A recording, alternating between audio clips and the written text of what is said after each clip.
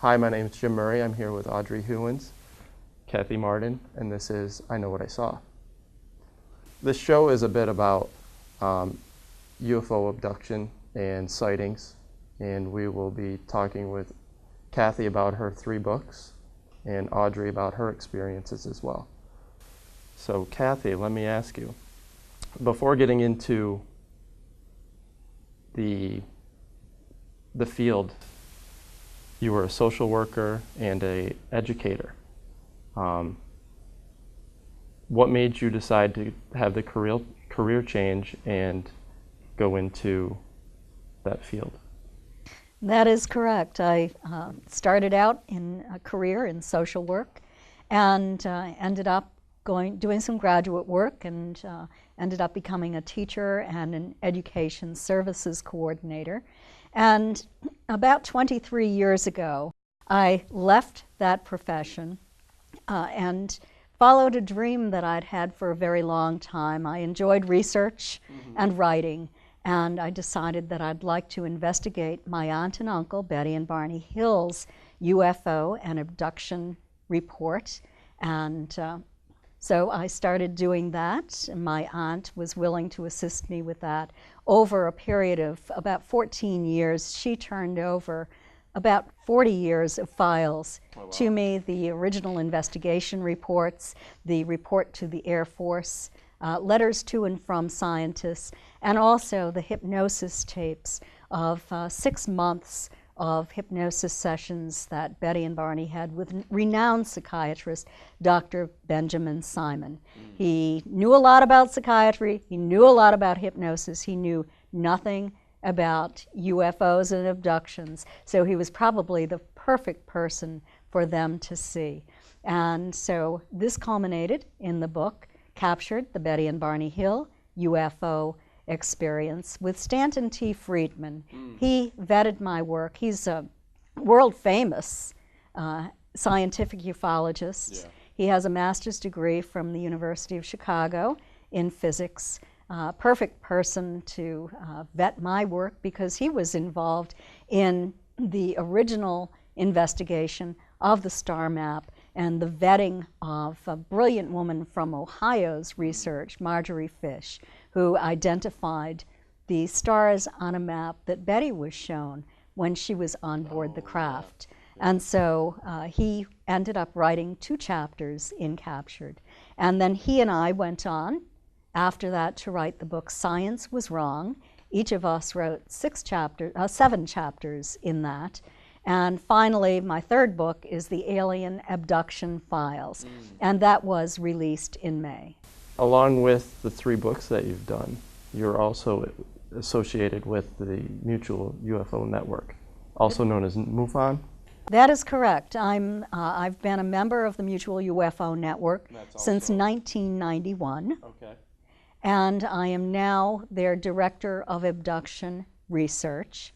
I'm also on the board of directors for Starborn Support, and I co-facilitate a support group in Florida.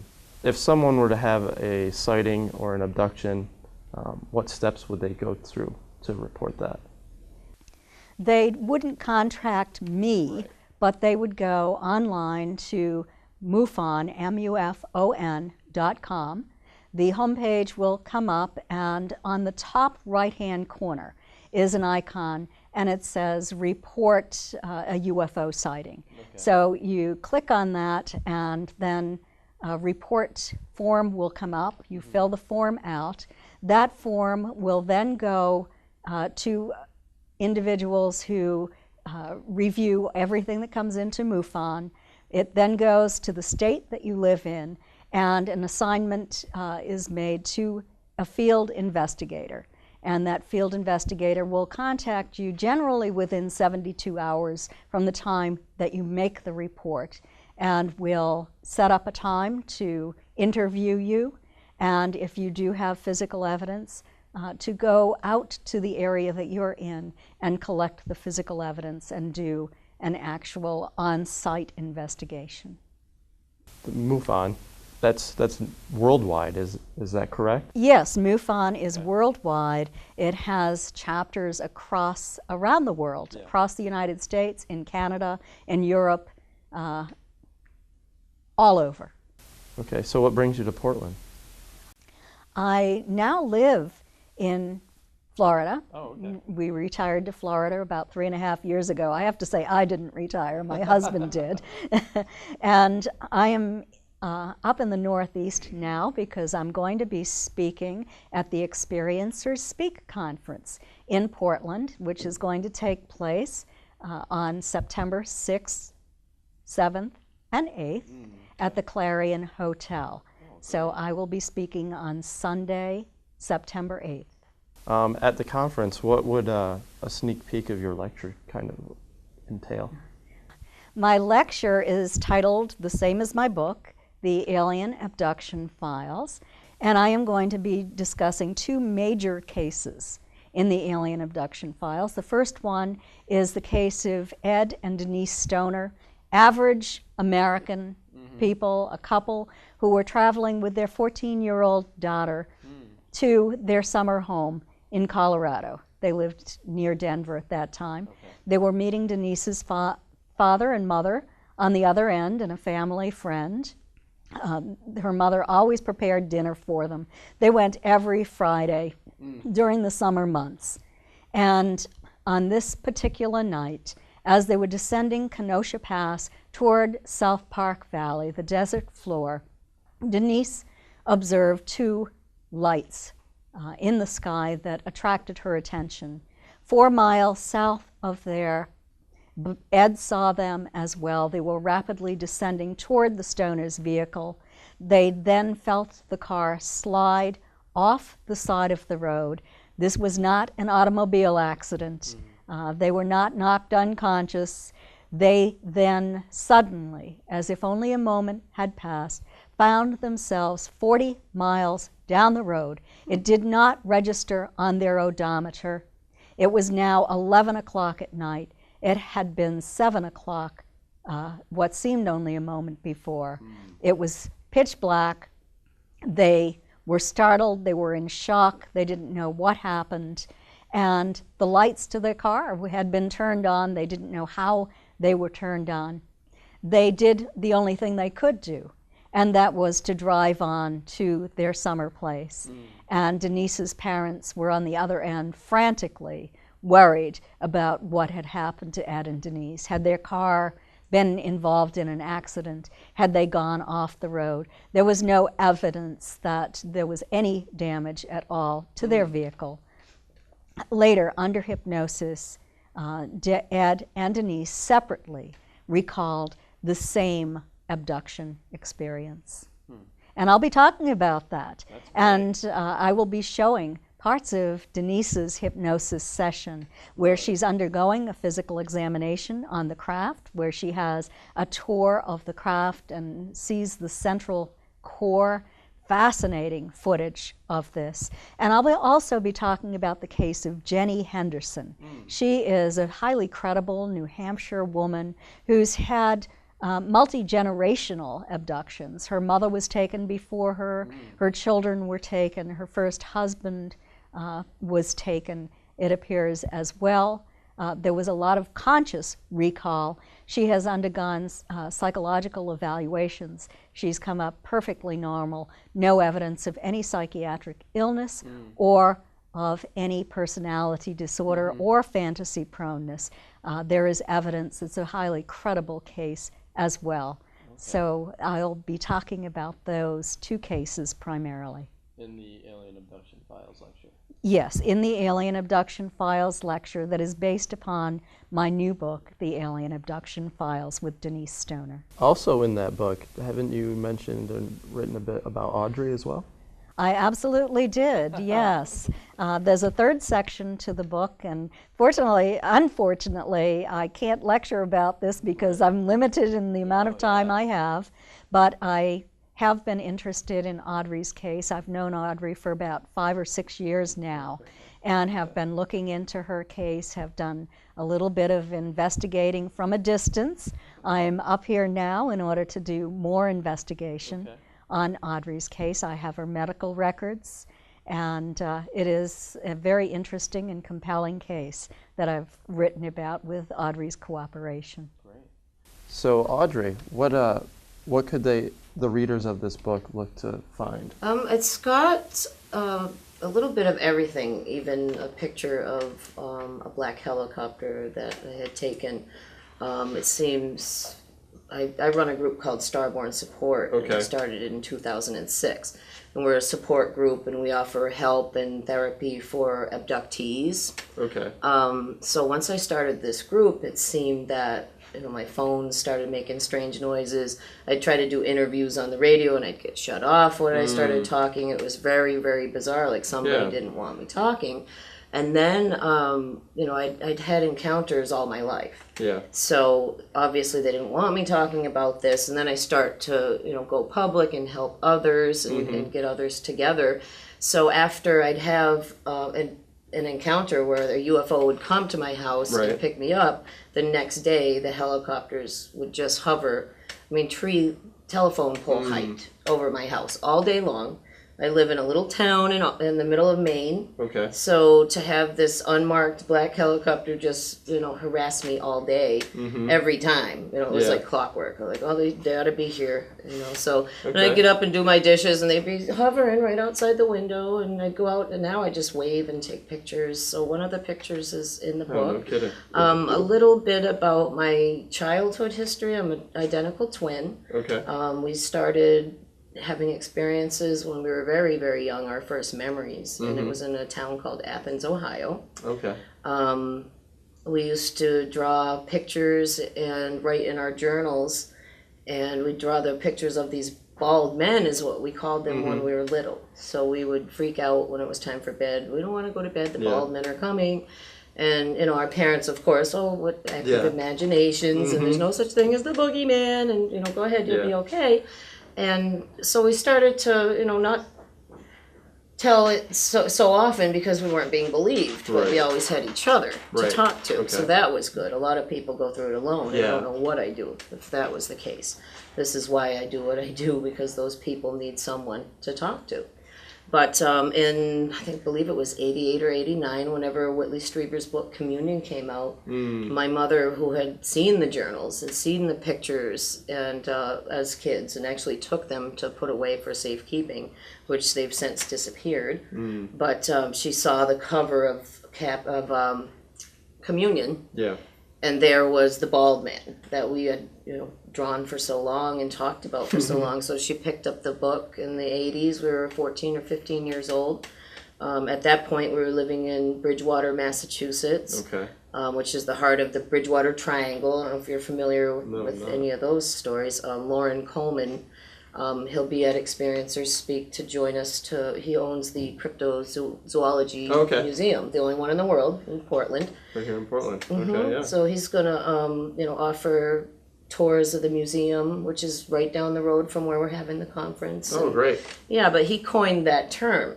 The Bridgewater Triangle has all kinds of strange activity, not just UFOs. There's a lot of UFOs, but there's Bigfoot, there's, giant birds, anything paranormal has been recorded in that area. Now, you said abductee. This is a question of mine. As I've watched and been interested in the UFO phenomena, it's gone from abductee to contactee.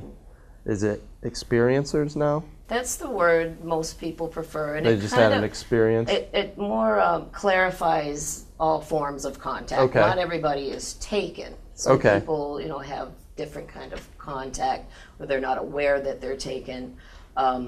Myself, I've been, physically taken by the beings known as the Greys since childhood. Okay. And it seems like they're the ones that do the experiments and the medical procedures and different things. So it's very traumatic, and for years, I suffered and tried to just forget about it, didn't talk about it. But when I was ready to get help, when I was in my early 20s, it really was active. I couldn't stand it anymore. I had to know what was going on. I had no clue. So I was lucky and found MUFON, actually. And, a member of MUFON that's no longer in MUFON, was from Massachusetts group, and he really, really helped us a lot, that's and great. my sister. So if someone wanted to get in contact with you without reporting to MUFON, is that possible? Oh yeah, Starborn support. We work over the phone. We work via Skype. We have 10 chapters now. We're trying to get established, one in every state. So there's a support group available for the caller that calls in this country. So that's what we're working on. You know, after the conference, Starborn Support puts on Experiencers Speak once a year. We're a nonprofit, so this is how we kind of give back to the public, and it's about education as well as getting the experiencers together. The whole weekend is just going to be wonderful, and we also have planned for lunchtime. We're going to have a sign up for those in the audience who maybe want to share their experiences, personal experiences. So during the lunch break, we'll have a support group style chat and chew session where everybody can share and seek help. A lot of our Starborn support team will be there. Michael Melton is our PTSD expert, and he's the founder of our Pennsylvania chapter, and he'll be there to offer his help. Denise Stoner won't be joining us personally, but she is going to be joining us in opening ceremonies on Saturday through Skype, and she'll have the Starborn Support Florida meeting going on as we're opening, so she can talk a little bit about her meeting and what she's doing, and maybe have some of the group chat too. So it's going to be a day or weekend full of amazing encounter tales and bonding for other experiencers. That is great. So with these people that are at the conference, Experiencers Speak, how many people do you work with that are willing to do that versus the people that don't want to be known at all? I think the percentage is still higher of people that want to remain confidential. Oh, I would bet, yeah. It takes a lot of personal growth and understanding before you can start to talk about it. It helps, however, meeting others and being able to talk to somebody who says, "Oh, I know what you're talking about," instead of saying you're crazy. Right. So that's what it's all about, is getting people together. I started the conference last year. And I mean, for weeks afterwards, people were calling and thanking me. They were, branching out and having meetups together, starting to talk about their experiences. So, aside from being Experiencers Speaking, who else is at this conference? Kathy Martin. Exactly. And Kathy. Denise Stoner. She's actually started Starborn Support Florida. Oh, wow. And she's not able to make it physically, but we're going to have her join us for opening ceremonies via Skype on the projector. And she's actually going to have a support group going at that time dedicated to the conference and introduce herself and talk a little bit about her experiences and what she's doing in Florida to help. Peter Robbins is the master of ceremonies, so he's going to be joining us for opening. We're going to talk a little bit about Starborn support, the different chapters, how you can get help in different ways. We're also reaching out to different providers who may be interested, psychotherapists, psychologists, hypnotherapists, anybody that can help us with the experiencers. So we're going to, we're taking names of people that are saying, okay, I've been working with experiencers, because a lot more people do than you may think. And especially nowadays, it seems to be like more and more people are coming forward and looking for help. Okay. Well, with more people coming forward, I mean, having a national or worldwide website that people can report an abduction to, would you, with MUFON, then steer someone that's been abducted to Audrey, or how does that work? MUFON is an investigative group. Okay. Now, most experiencers do require some support. Okay. And so we are vetting the credentials of people who are hosting support groups, and also the credentials of hypnotherapists. So we have a mental health provider list. We also have a support group list.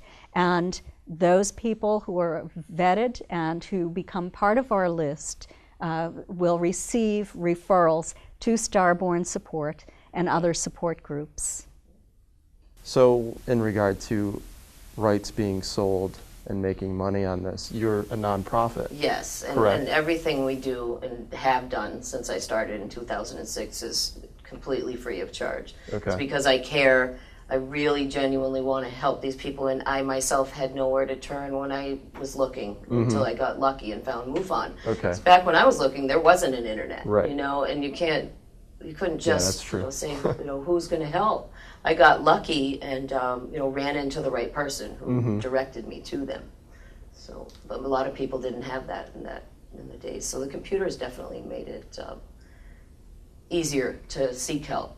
But it seems that in the last few years, there seems to be more and more experiencers starting to remember things, and we call it kind of waking up. Oh, okay. So, and it's amazing when you actually work with experiencers to see, they wake up in various age groups or, locations. It's just been amazing to keep track of and work on.